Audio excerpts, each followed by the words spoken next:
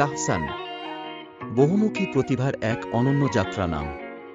তাহসান রহমান খান একজন সঙ্গীত শিল্পী, অভিনেতা, লেখক এবং শিক্ষক। একটি নাম যার প্রতিটি অধ্যায় নতুন গল্প বলে। তাহসান বলেন, ছোটবেলায় গানের প্রতি যে ভালোবাসা তৈরি হয়েছিল তা আজও আমাকে চালিত করে। আমার পরিবারের সমর্থন ছিল বলেই আমি সঙ্গীতের জগতে প্রবেশ করতে পেরেছি। তাহসানের শৈশব থেকেই গান তার জীবনের একটি বড় অংশ। তার প্রতিভা তাকে নিয়ে যায় সঙ্গীতের পথে।